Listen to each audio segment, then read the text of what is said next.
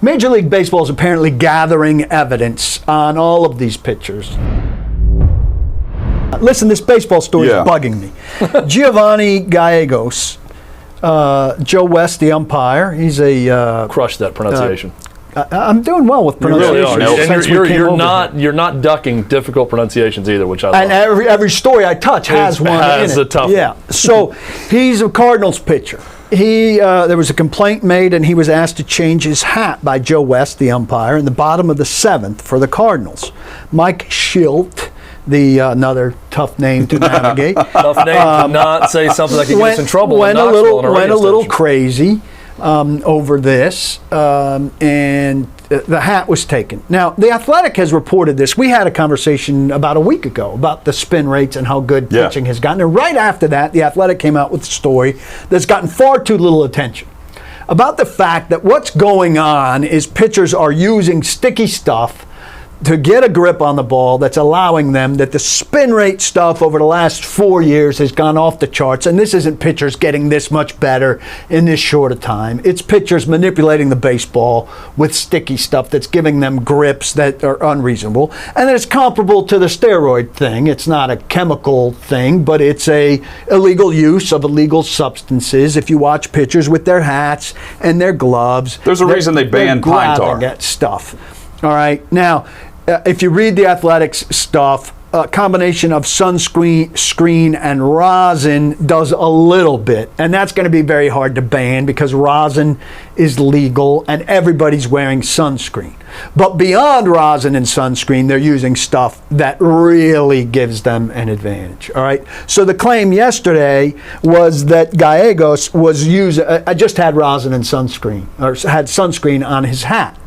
So this manager's freaking out that they're taking his hat. Major League Baseball is apparently gathering evidence on all of these pitchers to get stuff. Now, they say it might take until next year. I don't understand this. Like, if a guy starts a half a dozen games and you're collecting baseballs that have big stains on them, that's enough of an accounting for me to build a case against a guy, to suspend him, and to universally change what's wrong with baseball, to get people down to reasonable spin rates because they're not using some sticky substance that they're putting on their hats or gloves that's beyond rosin. They sent one of these baseballs in. Trevor Bauer had this happen to him earlier. They're sending baseballs in on everybody, pretty much. They're building cases against everybody, but they're doing it very slowly. To my knowledge, though, based on the way I remember that vlog through Bauer, the opposing team has to request that baseball sent. Okay, but I think everybody's basically asking. So listen to this quote. It's changed in the This is what Schilt said. He said, "This is baseball's dirty little secret, and this is the wrong time and the wrong arena to expose it," he said about this hat. Yeah. You want to police some sunscreen and rosin? Go ahead. Get every single person in the league. Why don't you start with the guys that are cheating with some stuff that's really impacting the game? And so a lot of people are hinting at this, but here's what's going on. Everybody allegedly is doing it. And so what manager is going to call, hey, your pitcher is using stuff, umpire, check and bust him.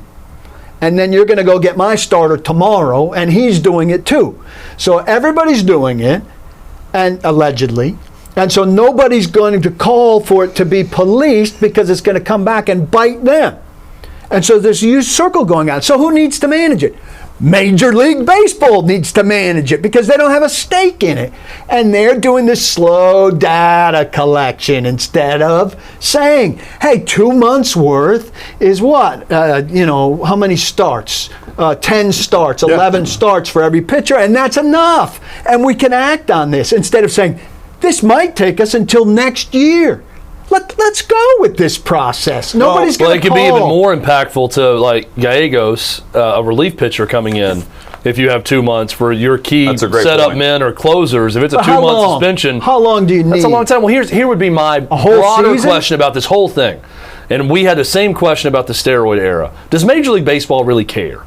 Well, because I see this story and I think, do they really care, or are they feigning care? Well, they like home runs more than they like these strikeouts. We all agree it's bad baseball. That's why they turned a blind eye to steroids for a while, because the same reason Hutton was tuning in for Brady Anderson, because baseball was fun with more offense and more home runs. I preferred the steroid era. Tampa Bay is striking out 30% of the time against left-handers.